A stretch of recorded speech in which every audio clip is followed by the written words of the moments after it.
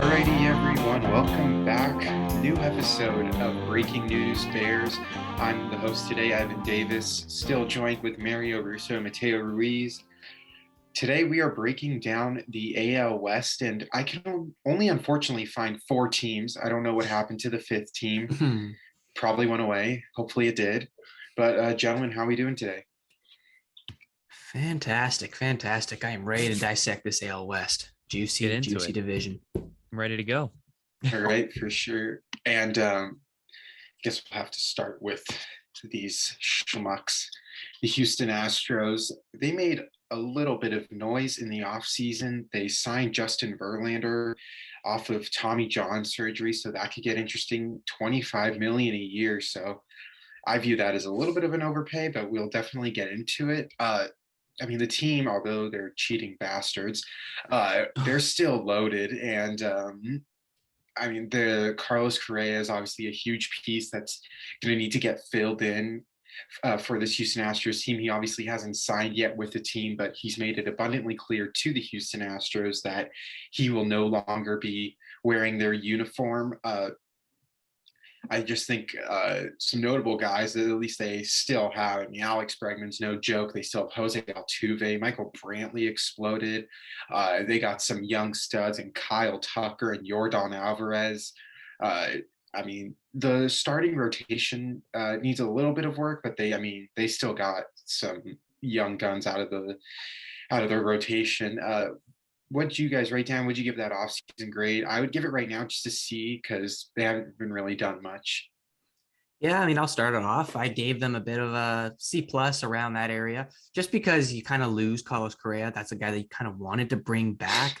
So you fail to get that done. The one thing that I think they still can do, and I know I mentioned this off our first episode of Breaking News Bears, was because the third base market is extremely loaded in this offseason. And when it resumes, possibly go after a third baseman, and you can switch Bregman over to the shortstop position where he played in his college days. That's obviously a possibility you can go with, or you go simply and just find another shortstop and fill the void that easy. So I think they still got to go about this offseason and filling that void at shortstop.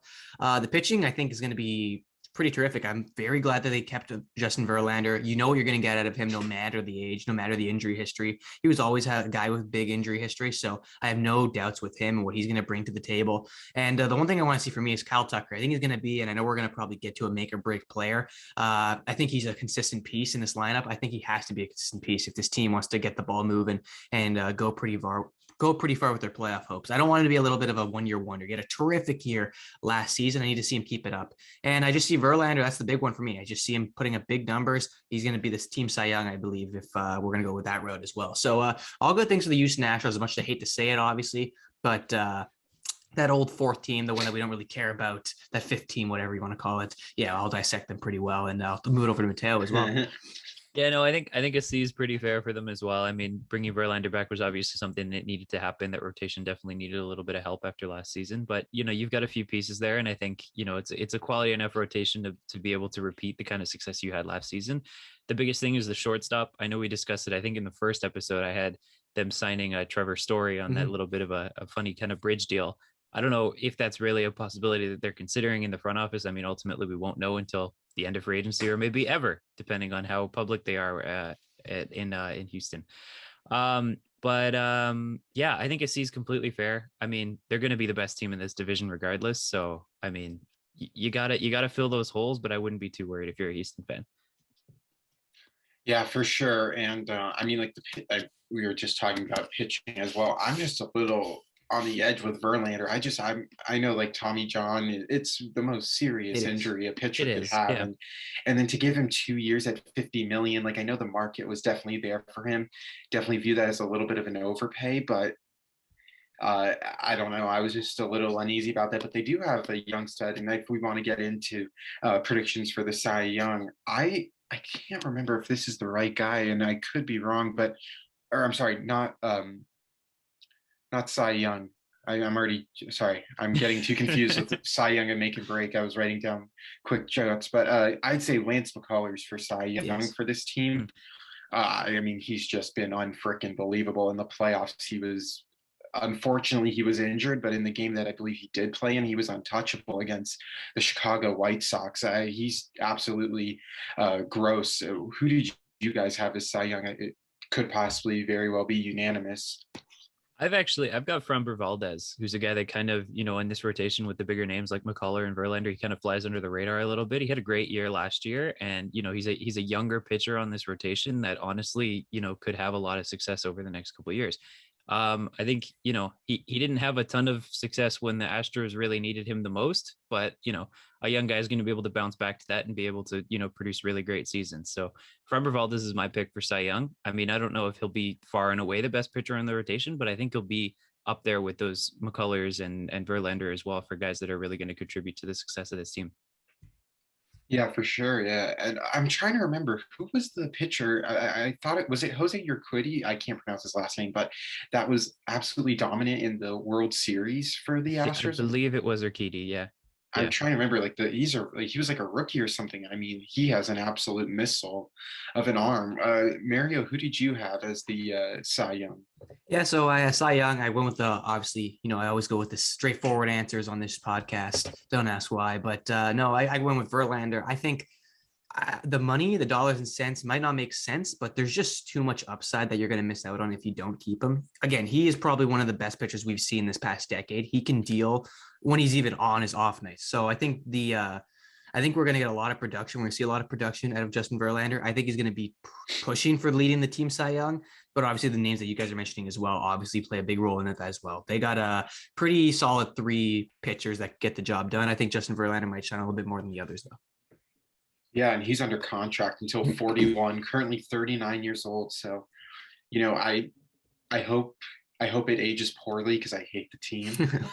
Man, it's just full slander. You can't even root for Verlander. Like, I could care less about he wasn't banging the trash cans. Come on. Don't care. Wow. Anyway, let's get on to predictions. I have them at 0 and 162. Thoughts? Nice. Yeah. Totally. That one out. But in all honesty, I mean, like, they're probably. I don't know. I'm also like, we're obviously going to get into this team later. I'm high on Seattle as well, so I don't know if Houston's going to touch 100 wins. I definitely think I think they had 95 wins last year, and I think I'm going to have them having that same record again this year. I just think the way that Seattle's emerging, I'm very confident in them, and I think they're going to make a few more moves in the offseason to really compete with Houston. I think they saw their window towards the end of the year, and I mean, they're definitely a dangerous team. Yeah, I mean, I have them at 95 wins as well, but I think they're going to win the division pretty easily. I don't really see Seattle as that realistic of a threat, and I think that Houston will probably end up taking the division by about 6-7 games, to be honest. Yeah, I mean, I'm in the same boat as well. I know Houston's going to be the most dominant force in that division, and teams are coming close. We're going to talk about it in just a bit, but teams are starting to maybe slowly cut the gap a little bit, but I think there's still going to be a reasonable gap in the American League West. Houston's probably going to sit besides 90 wins, 92. I got their ceiling maybe at 97, 98 because you're facing a lot better competition in this division numerously in the year. So yeah, I got it pretty straightforward. Houston's running the division. They're going to have a great record. They're going to go punch their ticket into the postseason. It's all about what they do there yet again. All right, yeah, and then I'm trying to think. We got through all that make or break. Honestly, like for me, I feel like their make or break has to be Justin Verlander coming off Tommy John, just to see. I mean, right now he's listed as number 1 on the depth chart for the Houston Astros in terms of pitching. Like Tommy John, I regurgitated. It's the worst injury a pitcher could possibly have. It's your arm basically explodes. So especially that late in somebody's career too. Yeah, when he's 39 years old. I mean, you just got paid a great load of money. I feel like the make or break has to be Verlander, because if he's not on his game this year, I think the division will then be a lot closer. It's a fair statement as well, just because you're kind of banking on him being the star pitcher that he is. You've given him the money to be that kind of pitcher. I would kind of consider as an overpay just because of where he's at his career. But it's just, you're looking at that little percentage that if he comes back from Tommy John and continues dealing, you're going to be an unstoppable force. If not, it's going to get a little bit squirrely. Exactly. Yeah, there's enough depth in that rotation to kind of keep them afloat, but having Verlander back at that level of what we're used to seeing from Justin Verlander really pushes this team over the edge. My make or break is a little different. I have an outfielder, Jose Siri, who's a guy that played about maybe 30 games at the end of last year and was, had a lot of success there, ended up making the playoff roster and, was fairly good in the playoffs as well. But, I'd like to see what he can do over a season. I don't think, I think he's around 24. So, if he has a bad season, by no means is his career over. But if he has a good season, it's a chance to sort of break into this really competitive Houston outfield now with emerging guys like Tucker, and you've got veterans in there like Brantley who are going to need to be replaced eventually. And Siri's a guy who can come in and maybe fill that role of when you eventually decide to move on from Brantley, who feels like he's going to be good for forever. But yeah, Jose Siri is a guy that I think he can come out, have a really good year, and cement himself as a core part of this team that needs to start getting younger. Yeah, I agree with everything. I think we should segue over to the Seattle I'm sorry. Are we going to Seattle? Let's go to Seattle. Why not?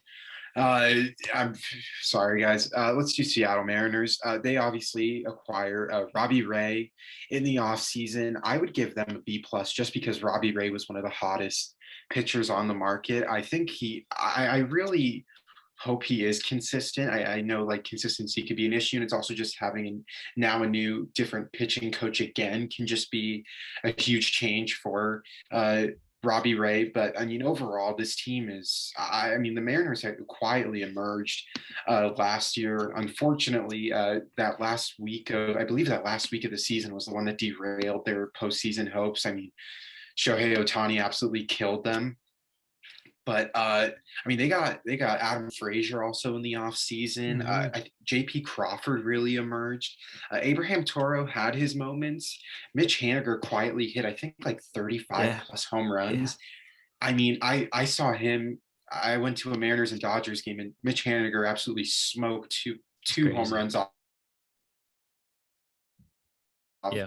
Walker Buehler. And I'm like, who the fuck is this guy? Like, and then I looked up his stats, and I was like, oh my God, like, he hit 39 home runs. I mean, just 100 RBIs, batted 253, and he's 31 years old. You got to think he'll have a breakout year. I would put him as my MVP, but we're going to start off with the Cy Young. I feel like it has to be Robbie Ray, just given the pressure that is on him and the money that was given to him. He has to be your team Cy Young here. Man, you're paying him the dollars and cents here. I'll go first, Mateo. You're paying the dollars and cents for a guy like Robbie Ray, who's done it before. He's obviously the reigning Cy Young winner. You're going to have to get those Cy Young numbers from him. I don't think he's going to be able to push the league Cy Young, but he'll definitely, and he should. If you want to have any chance of pushing the division, he should be putting up your Cy Young numbers for the team. So if we're going to start with Cy Young here, I'm going to stick with Robbie Ray. I know he's the obvious choice. Maybe even throw in, I believe his name's pronounced Kikuchi. You say Kikuchi? Yep. Yeah. Is he I believe he's a free agent. He is a free agent, so he may not end up back in Seattle. He may not end up. I thought he was not. That's exactly it. But if they do retain him, which I do believe it's still a high possibility they do, because that pitching rotation is going to need a lot more depth than what they have right now. So I'm banking on maybe they retain him and he can make some noise as well. But Robbie Ray's the clear front runner.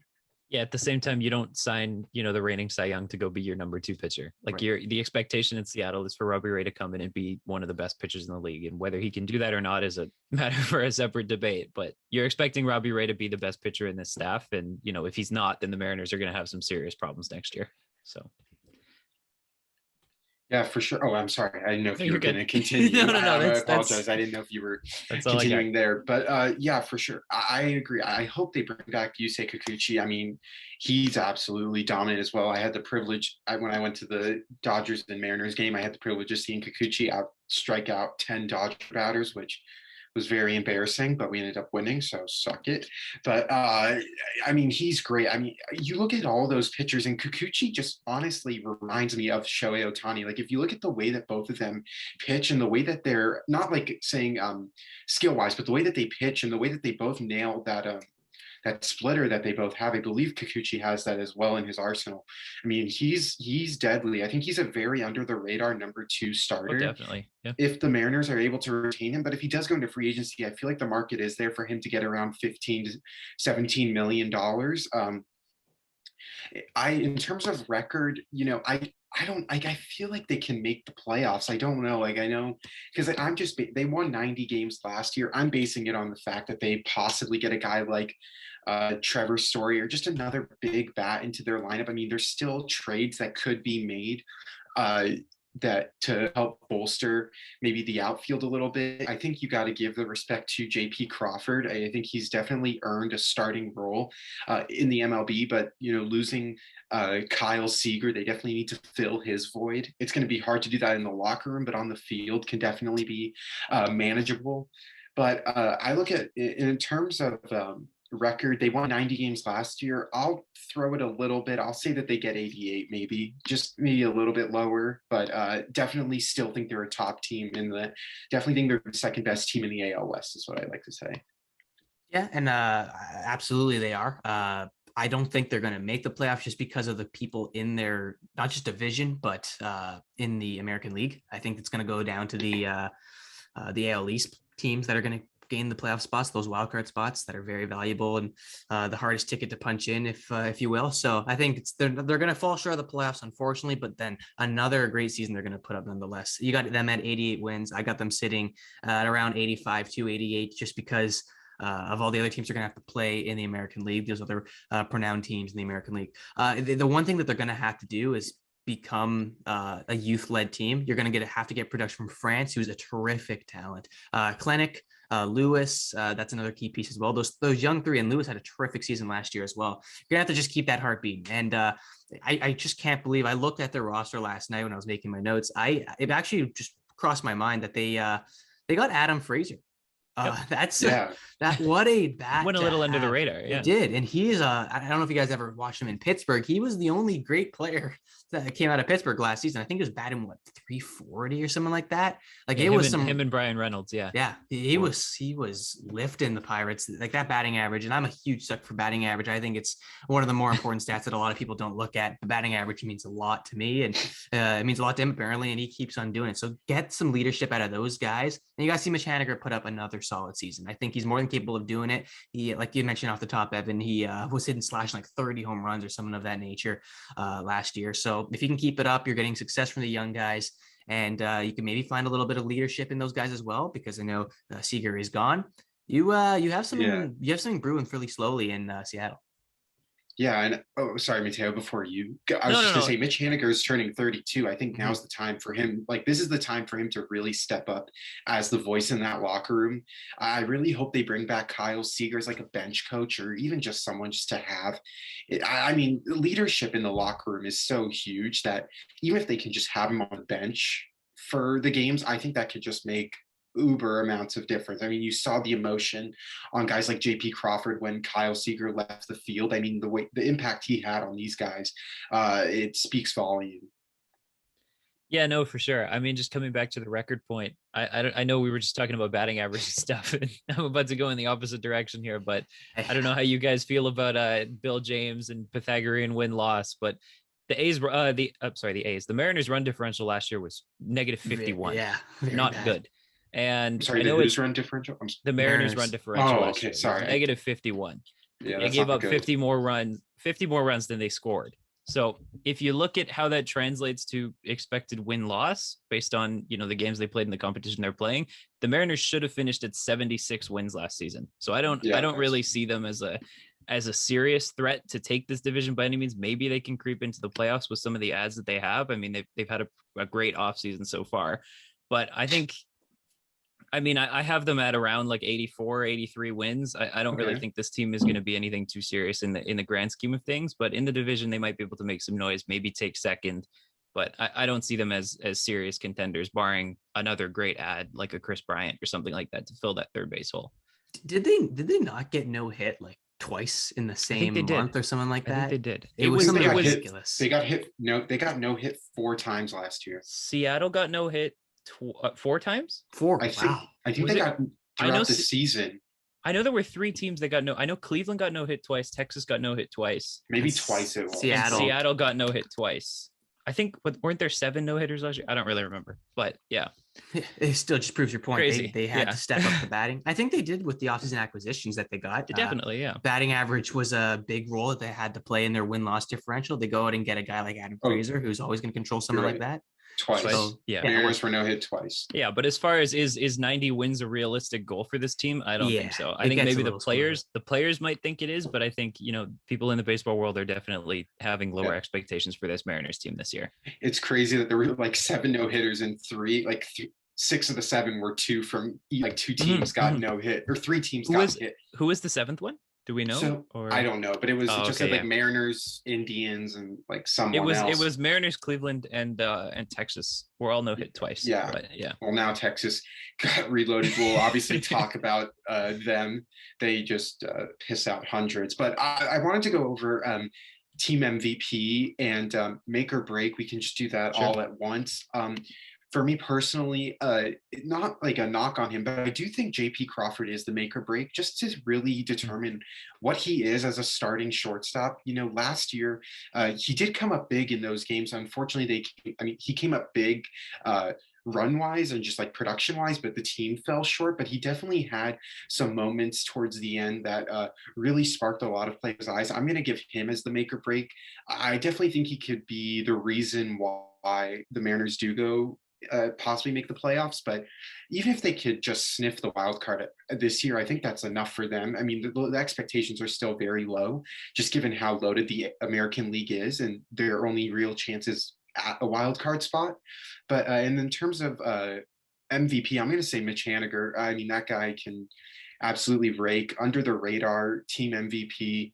I definitely think he has the potential of being an all-star this year. And Mateo, I'll go with you. Who just not at all in once. Team MVP side, team MVP make or break. Yeah, I mean, I don't want to belabor the point, but I have Mitch Haniger as my MVP too. The guy is going to have a great season. I mean, I think it was a great pick. He might go a little bit under the radar, but it's a guy who's going to hit you 30 home runs. Who's going to be, in your 2 and your 3 hole for this team. He's going to be, providing a little bit of that veteran leadership now that Seager's gone. He's going to be one of the older players on this roster too. So that's going to be a factor to consider. A guy I want to focus on for my make or break is starting pitcher Marco Gonzalez, who's a guy that it feels like for the last 4 years, we've been waiting for him to break out. And, he's not getting any younger. It's a guy that, we've always looked at as one day maybe could be potentially the ace of this team. And then there's been guys who have come in. Obviously now Robbie Ray is going to be leading this rotation, but it's a guy who, the Mariners have always had this discussion about if we do get into the playoffs, who's starting the game, who's starting the wild card game, or who's starting game 1. And for a while, that answer was Marco Gonzalez. And he pitched a ton of big games and was a little inconsistent in those games that he absolutely needed to win. Obviously never had playoff experience with the Mariners, but there's that big question mark of what is he going to do if they get in there, when they get in there. Is he a guy that you can rely on for a playoff pitching spot? And Marco Gonzalez is a guy that honestly leaves a lot to be desired in a lot of Mariners fans' eyes. He's a guy that, they don't fully trust 100%. And so I think this is going to be a big year. The Mariners hoping to be having a successful season, of course. I think Marco Gonzalez is going to have to earn a little bit of the trust of Mariners fans this year and put together a solid season if the Mariners do get to the playoffs and he wants to be a part of that playoff rotation. Yeah, you make great points here. And I think that is a key thing for the Seattle Mariners. It's like you obviously have Robbie Ray, who is going to be great for you, or at least you hope is going to continue to be great. But it's all about that 1-2 punch. And if you don't have the two, you're done. Like you can't win a playoff series with only one pitcher. Mario, go to you. MVP, make or break. Yeah, so MVP, I think we might go unanimous on this one. Mitch Haniger is gonna. There's a lot of players that are gonna do their fair share of getting the production, but I think Mitch Haniger is going to be leading this team first and foremost. Not to say that if they want to go decent in the play, or not even the playoffs, have a decent season at that, you're going to want to have to get leadership from, like I mentioned, those young guys. And the guy I think is going to be the make or break, it's going to have to be Kyle Lewis. He had a terrific season last year. I need to see him keep it up again. I know I'm going to say this about a lot of players over this the stretch of episodes when we're analyzing each team, but consistency is the name of the game. That's what gets you paid the money. Everyone that you're seeing cashing in money and money all the time here in these off seasons is they're consistent players. And if Kyle Lewis, I know he's young, he's got a lot of upside to him. If he wants to, if the Seattle Mariners want to go somewhere with something, Kyle Lewis is going to have to leadership, has some leadership, not only in the clubhouse, on the field, from defense to offense. He's got to be that guy, that spark plug that allows all these guys to rally around him. So I got Kyle Lewis as the make or break, and Mitch Haniger, he's going to be the unanimous, or maybe unanimous MVP. Yeah, for sure. Yeah, I think we all agree. Mitch Haniger, absolute stud, who just doesn't get talked about because he plays in a very quiet market like Seattle. Let's venture over to another quiet market in the Los Angeles Angels. I'm sorry, no, the Anaheim Angels. You know, get the privilege of LA. They're very interesting. I mean, Shohei Ohtani, congratulations to him, was just named the cover of MLB The Show 22. That's just awesome. Just being the Japanese player coming into what's known as America's sport and being able to dominate and getting the respect that he very well deserves. Obviously, they signed Noah Syndergaard to a 1-year, $21 million deal after having another injury-riddled season. The New York Mets and him decided to part ways respectfully. They're an interesting team, man. Obviously Mike Trout was hurt last year. You can't do anything really when the league MVP is out. And also Anthony Rendon has just been out. He had MRI issues. I think he'll finally be healthy again, but also just been very underwhelming piece for this Angels team. He got signed big after winning the World Series back in 2019 and just hadn't been the same in the shortened season, and then obviously just injuries, but still wasn't productive in the games that he played in. They're interesting. I don't really see them making any noise. I'm going to be honest with you guys. It's very hard to get free agents to go to the Angels. I'm just going to say the fans. Maybe not lately. Well, yeah, I'm just saying like Syndergaard, who else was going to give him that type of, I think the Angels kind of reached on that because they were like, we need another pitcher, but it's just, they don't have a lot of fans. If you're not living in Anaheim, it's similar to, I tell Mario about the Anaheim Ducks. If you don't live in Anaheim, you have zero reason to drive to go see the Angels play. But I have them winning a measly like 70 games maybe is the record. If Trout can stay healthy and if Rendon can actually live up to the fat contract that he signed, this will now be the third year of a 7-year deal, I believe it is.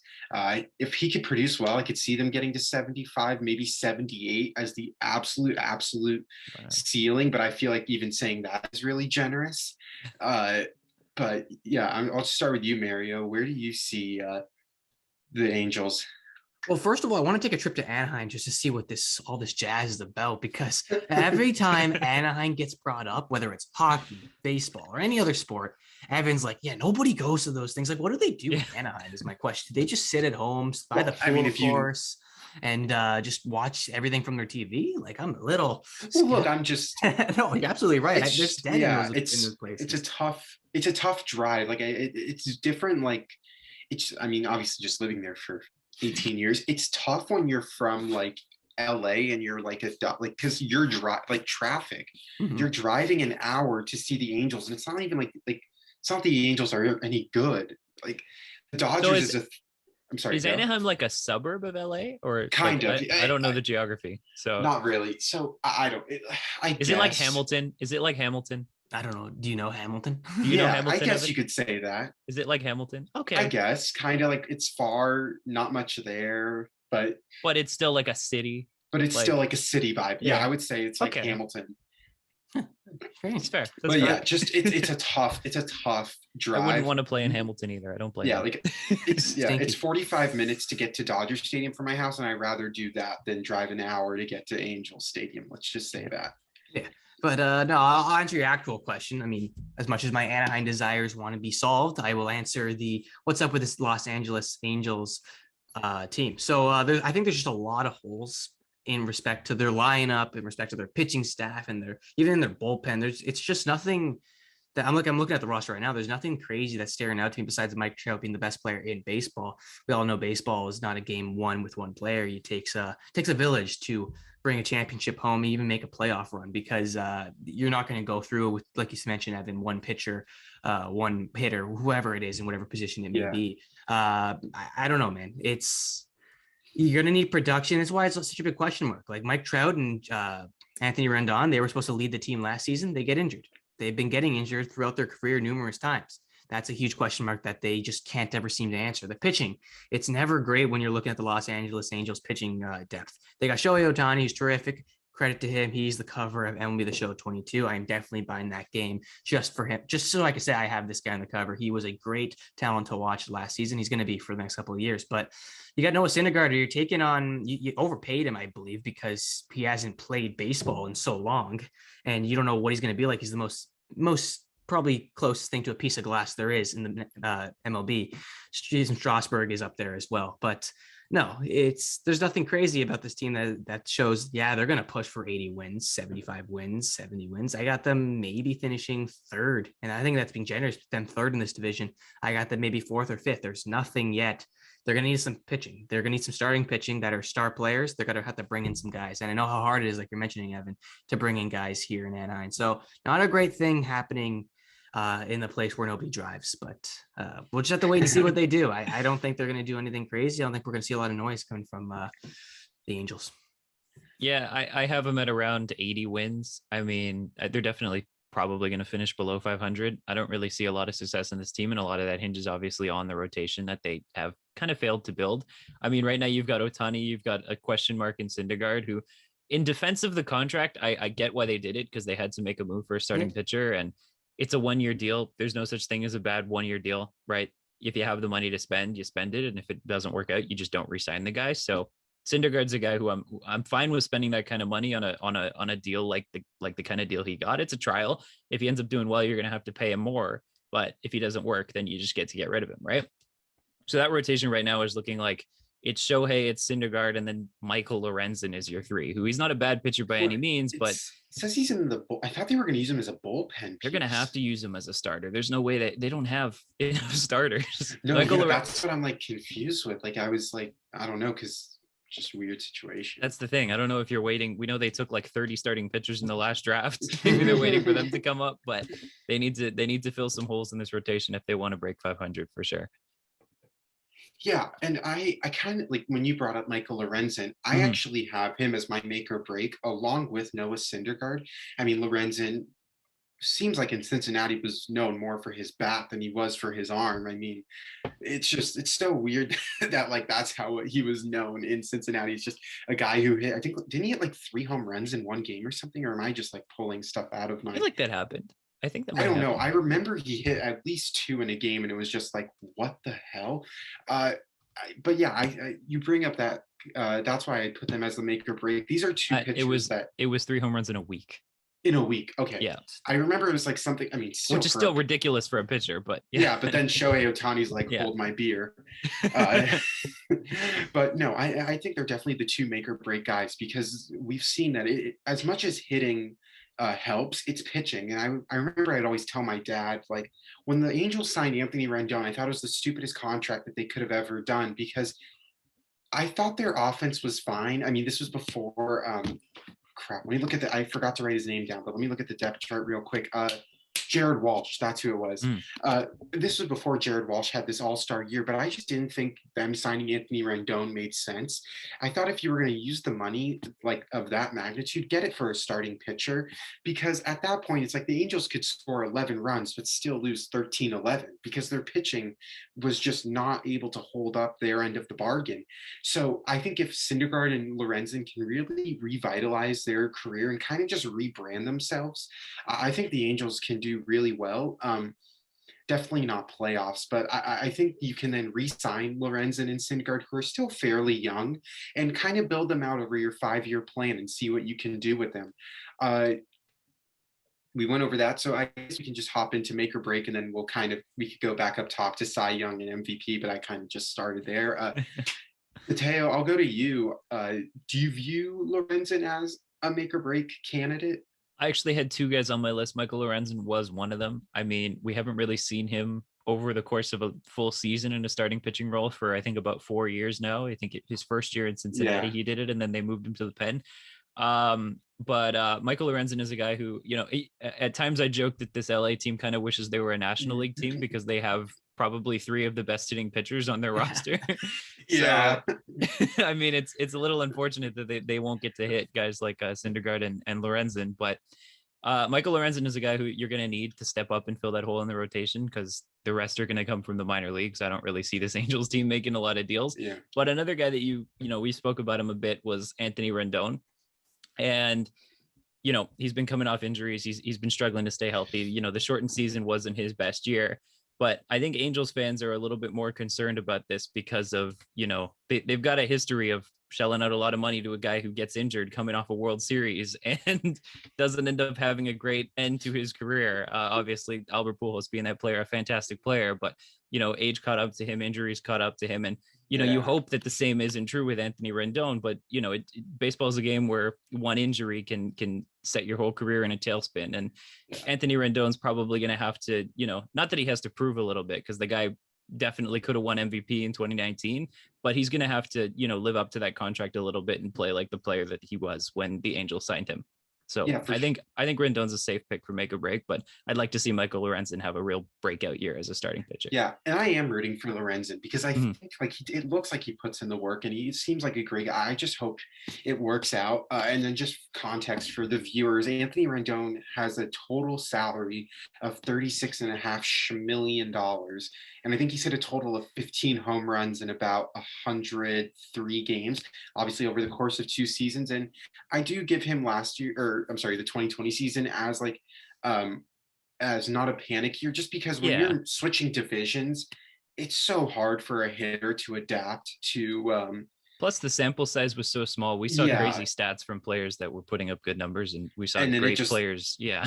Yeah. So I'll definitely say, but like last year too, just the injury ridiculed season. I completely forgot about Albert Pujols. When you mentioned that, I was like, oh my God, I remembered like he signed a fat contract and then ended up on the other LA team this past year. Thank you very much. Yep. Mario, who do you have as your make or break? This one's maybe coming out of left field, and I wouldn't blame you because he usually plays that position. Jo Adell, if you may know about it, just because he's extremely. I wouldn't say he's extremely young, but he's he's definitely a young. He's a fairly young buck. He has the ability in the minors, and when he was coming up in the system, he was the guy everyone was talking about. Him, Brandon Marsh was also another guy, and Jared Walsh. That trio of guys were big pieces in the Angels system that they were trying to develop as much as they could. And Jo Adell, he was the one who was taking the forefront of that. And I need to see some production out of him. I'm always going to be talking about production because, again, it is the most important thing. It's going to make or break what happens in your season. Jo Adell, he has had a pretty tough season last year, even defensively as well. I know he's making a lot of stars-to-day catches, but on the simple routine ones, he was really bushing them a lot. So I just got to see more well-roundedness from Jo Adell. I think he's going to be a huge factor in the upcoming years when guys start to leave that outfield. So I do believe he's going to have to pick his slack up and maybe see what we can do in the future because he is the future of this Angels team on the batting side of things. But it's so easy to go with the pitching side just because that's the main storyline. That's what everyone's going to be following. All eyes are going to be on. Is this team going to be able to put up 13 runs and not give up 14 or 15? Yeah. That's what's going to make or break your year, obviously. But if you're going to point to a batter or just one positional player in general, it's got to be Jo Adell. He's got to step it up. Yeah, for sure. And I mean, we're talking about pitching and we're absolutely destroying them, but they also re-signed Iglesias, who was incredible. I think he was, at least in my opinion, one of the top closers in the American League. When we're talking about outfield, before we just wrap up the Angels, I want to give kudos to Brandon Marsh. Yes. Who he had a pretty solid year, someone that Angels fans probably didn't know a lot about heading into the year, but definitely defensively, he made some really nice plays in center field, took over well in defensively for Mike Trout in his absence. Just a couple highlight reel plays and a young gun who they can definitely rely upon as Trout gets older into his career. I mean, I know he's still only 27, but you still don't want to play Trout every game. So Brandon Marsh I would say, is a fantastic secondary option for this team. I feel like Cy Young is going to be unanimous here with Shohei Ohtani. I don't really see. Yep. I think we could skip by that. It's check the game MVP, notes. Cy Young. Yeah. MVP, Cy Young. Check them all off. Yeah, check the scouting maybe you'll report. give Trout the MVP, but still, yeah. I would still give Shohei the MVP. See, here's the thing. Here's the thing, though, is it's really tough for me now. I was speaking about MVPs. This Why not with my brother a little bit before. I was speaking about this with my little brother before. I hope you don't mind me like hijacking this a little bit. But you've got a guy like Shohei, and just the season that Vladdy put up to not win MVP, that was a huge storyline about like how can you have such a great offensive season? And there was a point where Vladdy might have won the Triple Crown, and there was still a legitimate argument that Shohei Ohtani was the MVP. You've given him the MVP, and now the precedent is set that he has to be a good hitter and a good pitcher, and that's enough to make him the best player in the league. But he doesn't have to be great at either of them. He wasn't the best hitter in baseball. He wasn't the best pitcher in baseball, but it was the fact that he was a combination of the two of them that made him the MVP. So as long as he repeats that success of being a good hitter and a good pitcher, I don't think there's a player that beats him for MVP. Like there's a chance that we could see. There's a chance that we could see Shohei Ohtani be the reigning MVP for the next 5 years if he keeps this level of play up. Yeah, I mean, I didn't even realize that Shohei Ohtani has been with the Angels for this long. Starting in 2018, he had 22 home runs in his rookie year. I didn't even realize that I completely forgot that he's been in the MLB for this long. I would just argue the fact that I think like this was probably his best year pitching. I mean, the first 3 seasons he was meh. It was injuries though. He's healthy now. That's scary. He's healthy now. I mean, like he did play in 106. He did play in over 100 games in his first 2 seasons. So he still did play over half the year, more than like I'd say 60% of the year, which is what you are going to get from a pitcher. I would just say that he also reminds me of like every New York Yankees bat, where if he doesn't get a home run, it's very hard for him to get on base. I think he batted like 263 it is this past year, which isn't great numbers for an MVP. Most MVPs you see batting in the 290s or even closer to the 300s, but I think it was just the storyline. Everything was kind of falling into place for him in terms of him shattering Babe Ruth's record. So I would just disagree with you saying like, look, I think it was just the hype year, but I mean, if Vladdy continues this, which I think he will, he'll definitely get his MVP kudos. Yeah, no doubt. But I think the case is made now that if a player can come out and have a good season on offense and a good season pitching, he doesn't have to, blow away. Shohei Ohtani wasn't a top 5 hitter last year, and he definitely wasn't a top 5 pitcher. You could argue that he didn't even deserve to like be a pitcher in the All-Star game. With guys it's storyline with guys like Robbie Ray not making the All-Star game and then winning Cy Young, and then you've got Shohei Ohtani, getting the first inning of the All-Star game, a guy who might not have even deserved to be on the roster as a pitcher, as a hitter definitely, but not as a pitcher. So you look at him, he's not a top 5 hitter, he's not a top 5 pitcher, but he's still the MVP. If he does the same or better, I don't see how there's a way where you don't give him MVP next season as well. And I mean, I want to say it's 100% deserved. Like the guy's crazy. Like to do that at that level is insane. But I get it. I'm just saying, I think it was like, oh, he's breaking Babe Ruth's record and all this. Like, I understand. I think it was unfair that Robbie Ray wasn't given an All-Star nod. I think he was more than deserving for it. But when you're thinking about the MLB, they just came off a COVID year. It's what's marketing, like what's going to get them the marketing. And I think having a Japanese player come into, well, like I said at the beginning, what America considers their sport, like their national pastime, and then to almost hit 50 home runs as a pitcher. And he was still like, there were the games, remember, like he threw 100-mile-an-hour pitch, and like the half inning prior to that, he hit a home run 106 off the bat. I mean, I would argue with you that he had a great year offensively. I would just say that. Oh, he had a great year offensively, but I just don't think he was a top 5 hitter in the league. Yeah. Yeah, no, pitching wise, I mean, the ERA wasn't great. The record wasn't great, but he did strike out a fair amount of batters. I mean, he did have games though where he looked absolutely disheveled, but he had games where he looked great. And I just think, given the storyline and everything, and now that he's on the cover of MLB The Show, I just think I think it makes all the sense. Mario, we've completely yeah, sorry about that. I feel so bad right worry. Now. We completely cut you off here. No, don't worry. I think we made it unanimous about Shohei being the Cy Young, but do you have any thoughts? Like, I mean, we've just been talking about the fact that maybe he shouldn't have been the MVP, but that's not what I said, that he shouldn't have been the MVP. I'm saying You've given him the MVP this you've year. It's set a been big completely deserved. precedent I'm saying that- you've set the precedent Yeah. now that if he has this level of success, there's no player in the league that can beat him. I'm not saying Vladdy deserved the MVP. Shohei had the best season in baseball. He completely deserved the MVP. I don't know. I would disagree, because I would just think like at the end of the day, I also think, let's say the Blue Jays win 93 games or whatever, and then they're comfortably in the wild card, and in that same breath, Vladdy hits 43 home runs, has 112 RBIs, and bats 285. I mean, Yeah. how could I'm just saying there's so many ways for Shohei to get better. His Yeah, team didn't make I the would just playoffs. disagree saying that he set the precedent. Yeah, I would that's disagree fair. with that. I That's don't fair. think he did. I think it was just a year where they needed to find a way to make money, and I absolutely think they did. I think it was a deserved one too. I know Mario's been shut out from this conversation, so let's hear what you have to No, say. Yeah, no, Mario, you- you don't deserve to talk. No, I agree with both of you. You guys are both right. And I know, Evan, you mentioned the marketing side of things with Shohei Ohtani. So there's two players I got sick of watching last year: Shohei Ohtani and Fernando Tatis. Why? Because MLB on Instagram, Twitter, whatever you want to call it, just Yeah. pumping out. This guy hits a single off the wall and bat flips. And then you're seeing all the posts come out. He hits a 3-0, which I still disagree with. I'll do that. I'd live on that hill and die on that hill. 3-0 count, he swings, hits a grand slam. Who In a cares? blowout. Man?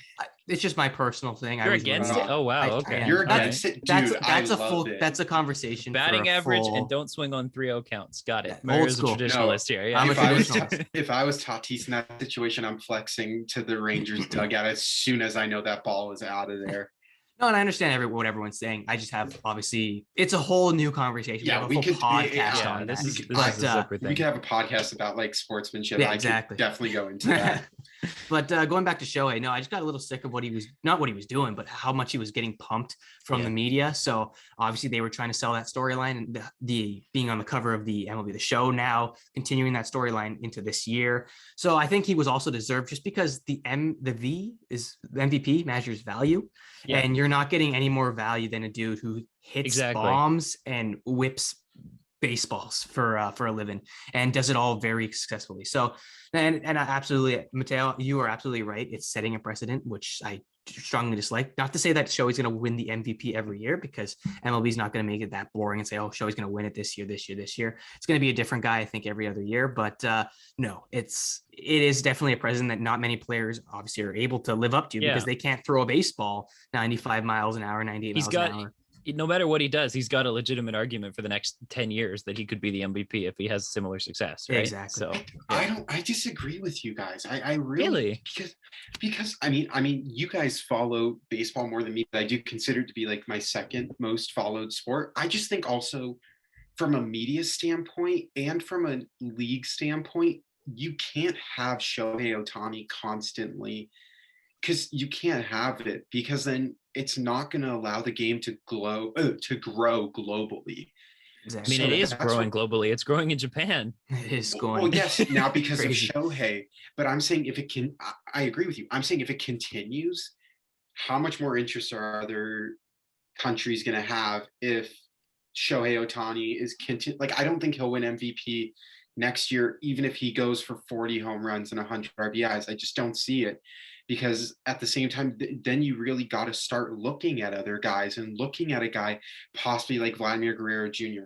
or Aaron Judge, who could possibly have a great year, or Carlos Correa in that hitter-friendly ballpark where that right field wall is ridiculously low and left field is also very favorable. You gotta there's so many other guys you could look at here that could make a case for MVP, and unfortunately it's only most valuable player, not players. But I think we can put a nail in this. We could have a conversation about this for hours, it seems like.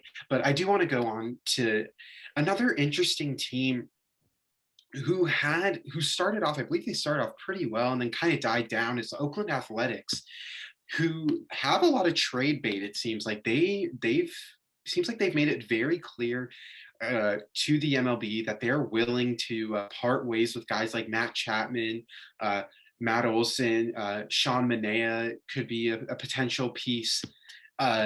that leaves, I mean, it seems like they definitely, I mean, Kyler Murray could possibly come in if we know the NFL. It seems like the NFL isn't treating him well, but so he could definitely go there.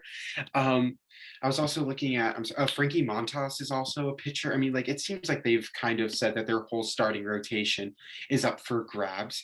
And I kind of agree with the way that the Oakland Athletics are going. Based on my interpretation on them, they look like a team that's like, okay, we're probably not winning. We're definitely not winning the division. We're probably not going to make the wild card. We have all these wonderful assets. Why don't we see like what we can get for them and start the rebuild now? Because when you're also looking at a team like the Texas Rangers, who got a head start on that, we'll talk about that, signing two guys to over $500 million. The Oakland Athletics are going to have to find new ways to be competitive, and obviously this way isn't working. We brought up in our very first episode about free agency, talking about possibly Matt Olson going to a team like the Brewers, like the Braves, whatever happens with Freddie Freeman. I would give them, I mean, they haven't done anything, so I'll just do a C, because that's kind of like just my like standard base. But I do think they're gonna make some trades here, and I definitely think teams, I know it's not a biasy here, I'm just gonna say it, I do think a team like the Dodgers is going to give the A's a call about Sean Manaea, about let me pull it up, Frankie Montas, and about Chris Bassett, just because they don't know what their pitching situations like. They obviously have Bueller and Urias. Other than that, May, Tommy John, Trevor Bauer, nobody knows. They lost Max Scherzer. But how do you guys assess this team? And although they haven't made any moves, what moves do you see as a real possibility? And then this could be crazy. What do you see as something that you hope happens? Like something that possibly can't happen, but in your eyes, in your head, you hope it does. Mary, I'll start with you. Yeah, so if you guys do not know, and I don't think you will know, I have a very, very close connection with the Oakland A's. They're the team that I grew up following, which is really strange considering they have no money to spend. They never really an A1 team that you wanted to follow. I am a pretty close A's fan. I follow them extensively throughout the year, so I can always give a bit of insider on the Oakland Athletics. The one thing that I pray that they do, and I know it's not going to happen, get some money. Like they didn't have a bad team at all. This is what really frustrates me about the Oakland Athletics. Their team, if you look before this offseason, was a terrific team that just couldn't get it done in the playoffs because they didn't have that one guy, that little extra money that they could have paid for a big talent to come in and get them over that first round hump. And who knows? Because we all know how hot and cold this team can get. And when they're going, they're going. So I really just can't stand the way that they're giving away all these players. They have no bullpen, if you guys didn't notice. They give away a bunch of pieces from there. Starting rotation is looking like you mentioned, Evan, they're going to just try to sell off as many assets as they can. And they're big guys as well with Matt Olson and Matt Chapman, the Matt brothers down there. They're I don't know why you got to sell those guys off either. It's not like you're in a horrible spot where you have to complete a rebuild right now. You're in a terrific spot where you can maybe get a wild card if you get a couple pieces right and you get some funding. And I think that even goes towards what this league is fighting for right now, the MLB Players Association and all that stuff. They're going for shared league funding and all that kind of stuff and getting making the teams who aren't able to spend money and don't have a lot of revenue in their system the ability to compete and grab big free agents. And the Oakland Athletics are just the one that gets left out all the time. I don't want to rant about the Oakland Athletics. I know I have a close spot to them, but I don't think there was any reason for them to. I do, yes. I don't know why there was any reason for them to just sail ship on all these players. They had a terrific team that they could have maybe pushed for. I'm not saying contenders going to win a World Series, but you could have maybe even given a run with the Houston Astros. Their team was legit, and unfortunately, they had to sell it off because of money. Cash is king. It just sucks for these guys. It feels like, management is kind of given up for them and they don't really have any other options because once you hit the end of that, pay stub, you're like, okay, what now? We can't get any better. We've hit a wall. And if that wall is making the playoffs and not being able to do anything once you make the playoffs, then that's the wall that the Oakland A's face. The best thing that this team can do is relocate to a market that actually wants to watch them play. If that's Vegas, then that's Vegas. If that's Montreal, then that's Montreal. If that's wherever they have to go, then that's where they have to go to get an audience. So because they're not making enough money right now to be competitive. And the best you can do with the fantastic management that they have had to get them into the playoffs on such a low salary, you're not going to win a World Series on that kind of a payroll. We know Moneyball has its limits. We've seen it push to its limits in Tampa Bay. Mhm. And, they could have some, they could really break through. And if they win a World Series, really prove everybody wrong. But as far as we know right now, Moneyball has its limits. You're not going to win the World Series without a payroll. And Oakland, if I know they're going to be playing a few games in Vegas this season against Texas at the AAA field, test the market out, see how that goes. But if Vegas wants to watch the Oakland A's, send them to Vegas because this team needs fans, this team needs revenue, and this team needs to not waste careers like Matt Olson and Matt Chapman and that whole rotation we were talking about, Bassett and Mania, guys like that, guys that deserve to play for a team that can make a legitimate run. But if you can only afford to pay your top guys, you're not going to be able to build a competitive team. And we've seen that with them even losing Marte this year, who was such a big piece for them. And that was such a steal of a signing by the New York Mets. And according to John Heyman, the Mets aren't done. That owner, Steve Cohen, is going to be uber aggressive. Polar opposites. Yeah, which is crazy because remember, like they were saying, oh, they're going to get Bauer, and then they didn't get Bauer, and then they were going to get Scherzer, but now they finally did get Scherzer. But I know you said this as maybe like joking seriously. I don't think Vegas would be the best place for the Athletics. And I'm just saying, because of the hockey standpoint, Vegas has turned into such a Golden Knights city. And the Vegas does have a AAA team. I think I actually think 51s. I think the Oakland Athletics AAA team. Maybe it's the Athletics or it might be the Mets. It might be the Mets. Sorry. I remember. I mean, it's a beautiful stadium. I drove by it. It's for a AAA stadium. It's really nice. But I think they have one of the highest revenues in minor league baseball. I think. I could definitely see it. It's in such a great spot, like right off the freeway. I mean, it's probably one of the easiest drives you could make. But I would just say, if you were being serious, I just don't think Vegas would be the best for the Athletics, just given how devoted they are to hockey. I think right now would be the worst time for them to go to Vegas, because just given the success and how driven those fans are, I think it would be very hard to attract 30,000 fans to go to see the Athletics. It's a shame, man. Like I mentioned, I was growing up watching this team. They were my team, and don't ask why. I don't know how I got into the Athletics. They're a fun team to root for. Moneyball was a movie that kind of shaped my my focus. Obviously. I love that movie. Such a great movie. Great movie. Another one was that they always won when it mattered. Like it was, or not when it mattered, obviously in the playoffs, but when they had to go on a run to make a playoff push, they always did. Something magical about that team. Yeah. There's something magical, and they just ownership and money and whatever that is, it won't let them run that magic any further. That's what I really hate about not just the MLB, but the Oakland in general. They don't spend money. They don't have the opportunity to spend money. Yeah. And it's just a bad look on Major League Baseball that a team with so much successful players, guys who that can get it done, you can't keep them. You can't go anywhere with them. It's just it's like hitting a brick wall, like you mentioned. And there's markets out there that so badly want a baseball team. Like Montreal wants a baseball team so badly. You can have a really successful baseball team in Nashville. It doesn't seem like Rob Manfred wants. They don't want to move to Canada. It's their game. They want to keep it. Yeah. I just think also with the COVID year, it's already difficult managing one team in Canada. I think two is just a whole, as silly as it sounds, it's only one more team. I just think it's a whole new issue that they don't want to deal with. I think the issue is like you go to Montreal and you play an Olympic stadium because there is no other place in Montreal that can support baseball. An Olympic stadium is like 30 years old now, like 40 years old. It's and when the Expos were playing it was falling apart. And Montreal's probably not going to build you a new stadium. And the issue is you were in Montreal before and it failed because they couldn't get enough fans to come out to the park. Obviously, talking about. That you were in Montreal before with the Expos and it failed because you couldn't get enough people to come out to the park. Obviously, there was the whole thing with the lockout. Their best season in history, they probably would have won a World Series in '94, and the lockout shut that season down. We never got to see how that would have played out. Maybe that would have brought some excitement to Montreal, but we'll never know. And I think that's where the hesitation from Rob Manfred comes, is he'd rather explore a new market as opposed to go back into an old one and try to revive it. Yeah, it's an interesting situation there. And I just want to say, I think the MLB playoffs, the way the format is, sucks because they don't bring in enough teams. I think it's the hardest league out of the four major sports to make the playoffs in.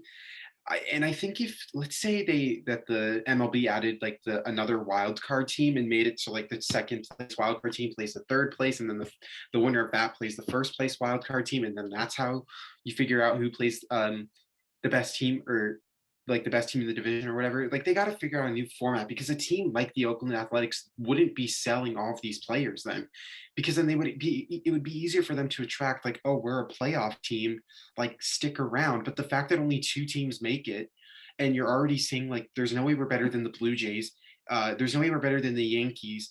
We could compete with the Red Sox, but let's see what they do in free agency. It's very hard. And I think MLB really needs to find a new playoff format that allows more teams to get in. I just want to go to the last team here. It's the Texas Rangers, who made money moves in the MLB offseason, and very quickly, I think within the span of 72 hours, they signed Marcus Simeon and then Corey Seager to fat contracts.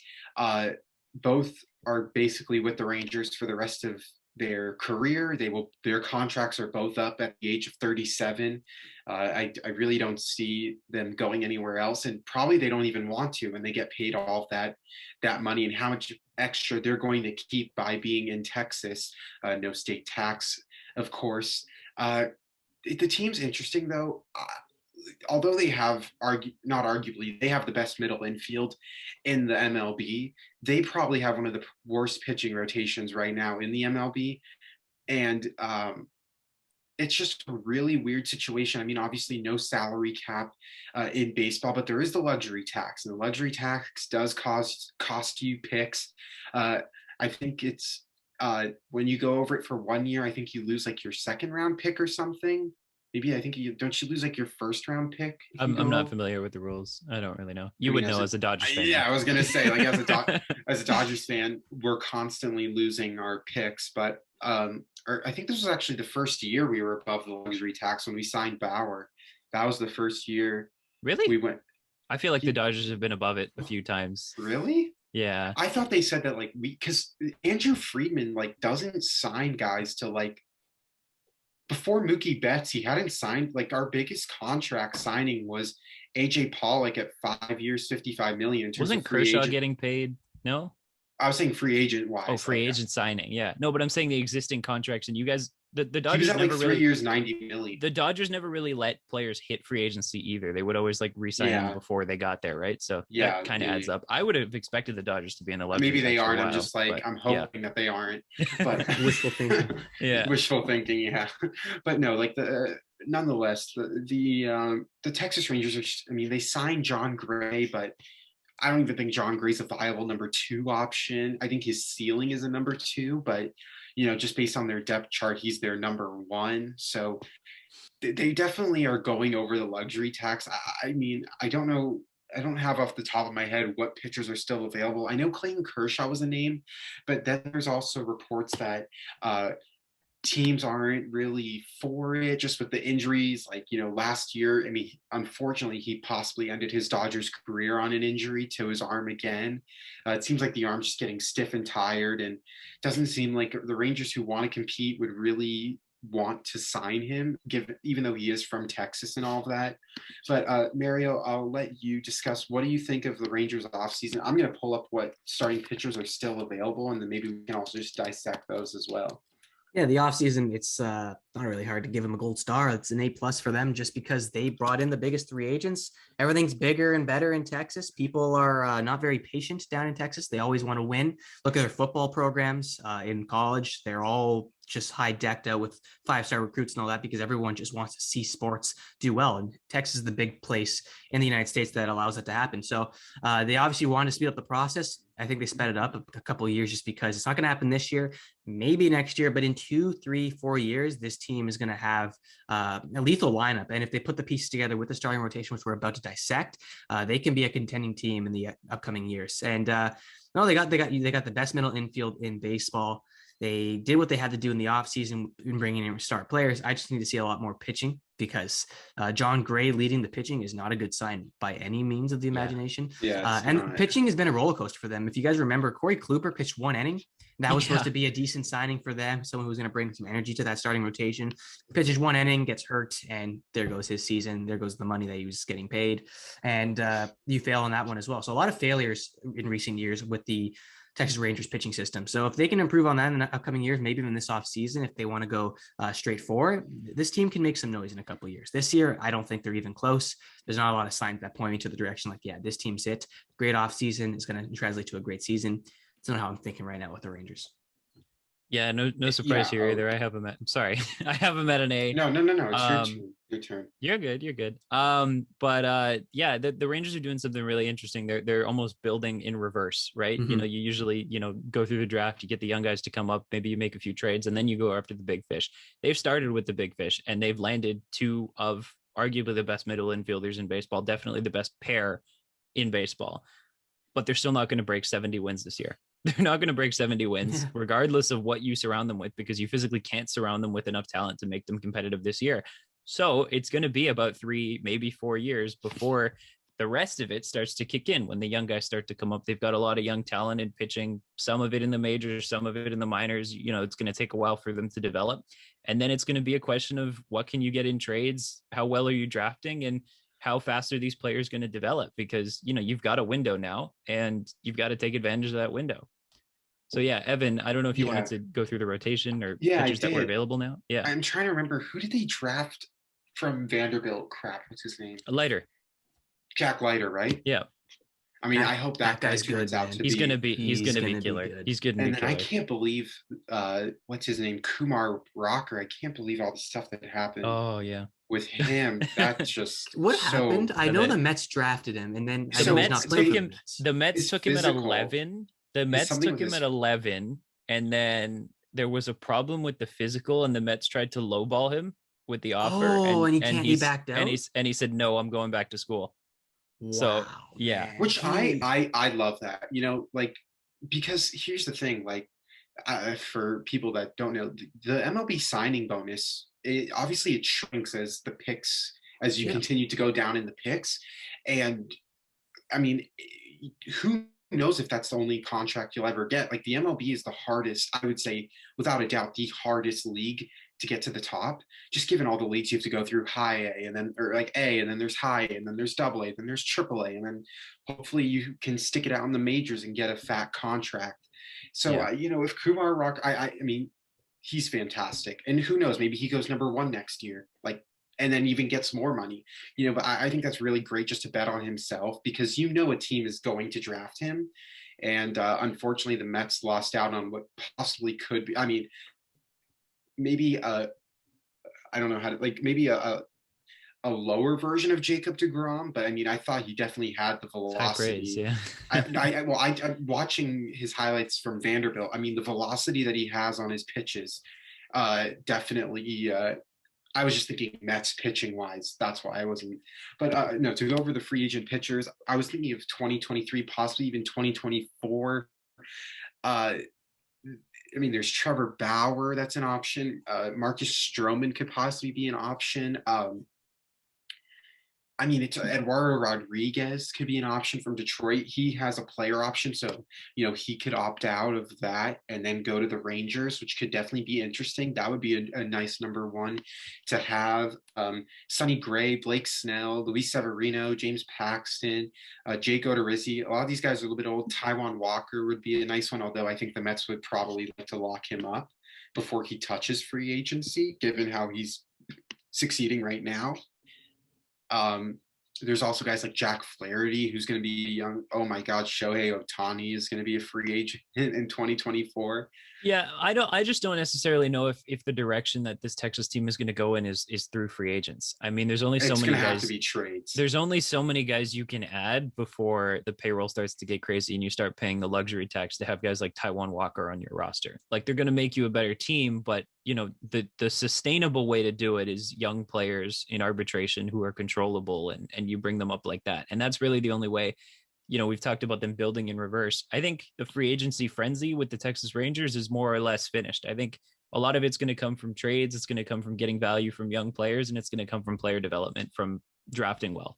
I think that's sort of the answer with this Rangers team and how they have a successful future. Yeah, and to add on to your point, Mateo, a lot of teams in the league are going to be looking at what Texas is doing, and maybe we can get this going when we're in our time for a rebuild, because I don't think I have seen in recent years, at least watching baseball, where I've seen a reverse where they're bringing the free agents first and then coming up with the young talent and the pitching and the roster and evening it out there. It's always even out the roster and the pitching staff and the bullpen with your young talents in the minors, and then you go out and get the guys. So it's going to be an interesting storyline to follow in the next couple of years what this team does. And all eyes are going to be on Texas because this is very capable of flopping in their face. Oh yeah, they play their cards wrong. Could go horribly wrong. I that's why I'm just thinking like, God, you spent all this money on hitting, but now it's just reminding me of the Angels, where you have Trout and Rendon, but then who else do you have?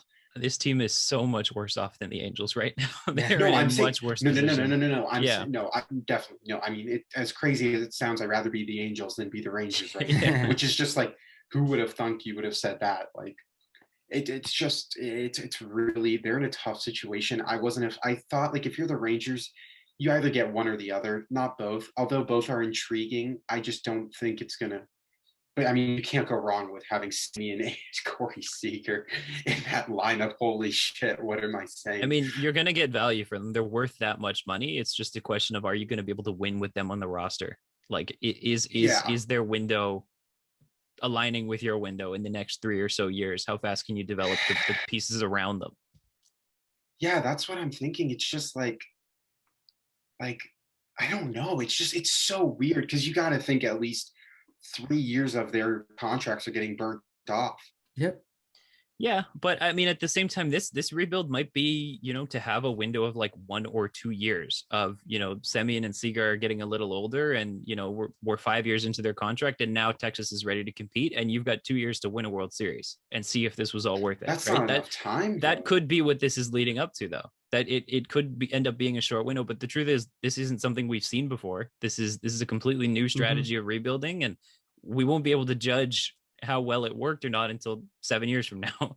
So yeah, I totally get what you're saying. I'm just thinking like I'm just thinking from my standpoint, it's just like they're not going to be like, they're in a horrible division where the Astros will just continue to dominate, and they pull prospects out of their ass and somehow they turn out to be incredible. I mean, Jordan Alvarez and Kyle Tucker are probably going to be in the AL West for another 10 to 12 years, given how successful that they are. I just think the Rangers almost shot themselves in the foot and kind of just went too offense heavy, because they're going to be in games where, yes, they might score 5 runs, but a team like the Astros could beat them 8-5. And that's like, where do you even go from there? Yep. But it's the gamble you take. It's the gamble. You're not going to win a World Series if you can't beat the Astros, right? So the goal is to be better than the Astros eventually, not this year, but eventually, right? Yeah, I'm just saying, like, I don't know when eventually. Yeah, no, that's completely fair. Given where they're at, and the free agent market is not great. Like, I agree with you. The only way that they're going to get an elite level talent in terms of pitching is via trade. And does that mean you possibly trade a guy like what's the outfielder? Garcia? Is that the guy that won almost?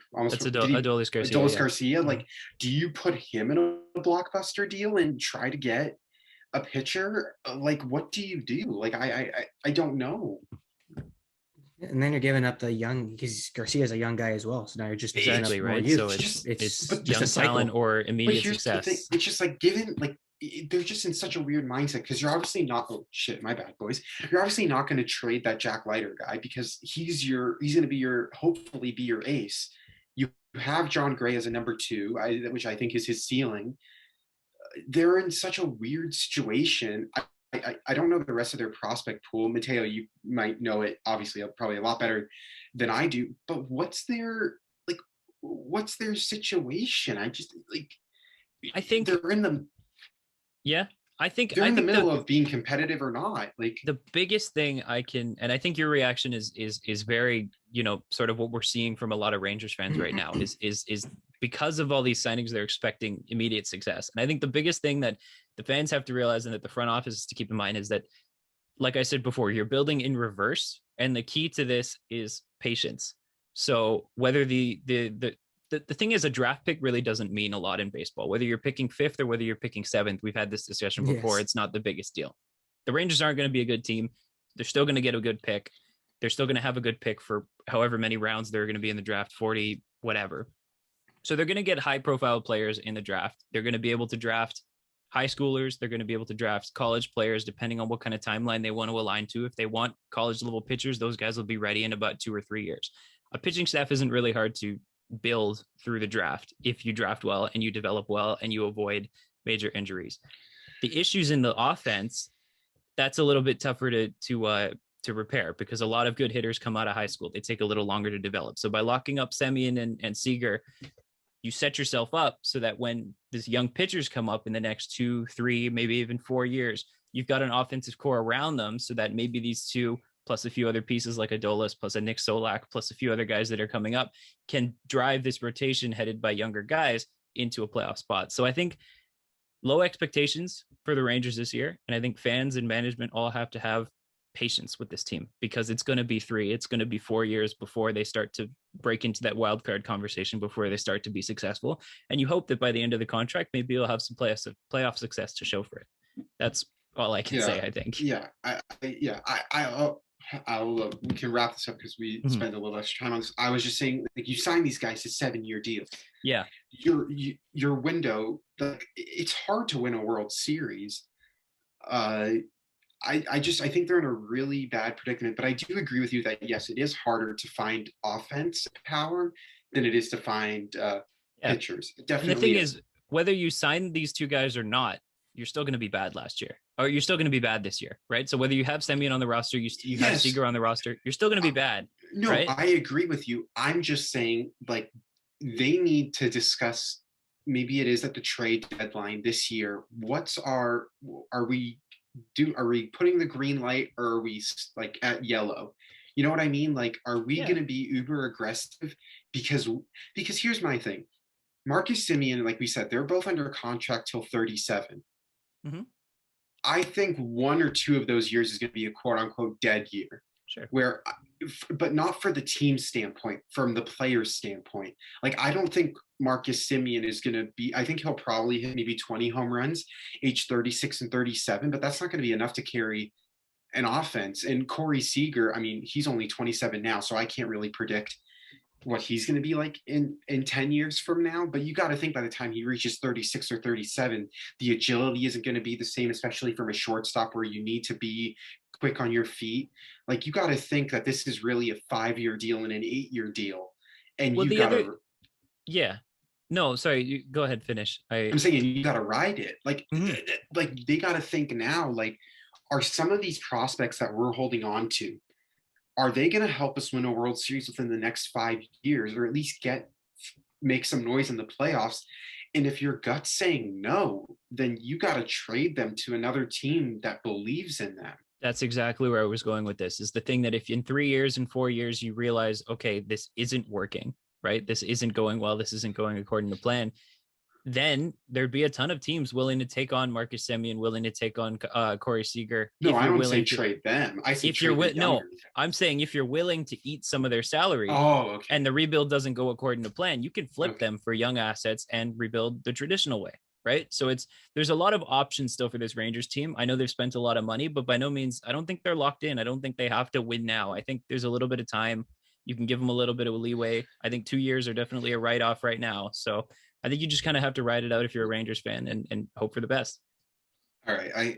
Mario, do you want to say anything just before we close off? I agree with everything that you guys are saying. I mean, it's you're going to kill 2-3 years regardless. If you do the traditional rebuild and you flip these guys, or you just stick with these guys and try to go reverse, you're killing 2 to 3 years. So I know it's hard in Texas. All their sports are pretty high in any market.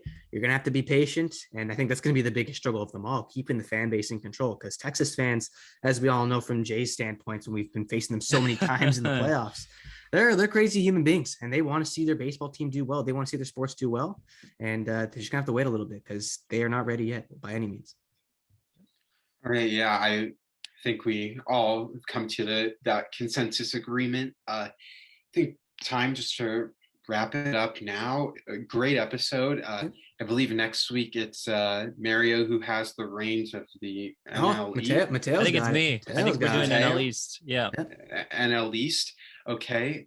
Yeah. Great. I really enjoyed it. Thank you guys for listening and hearing our banter. But anything you guys want to say before we conclude? Any final words?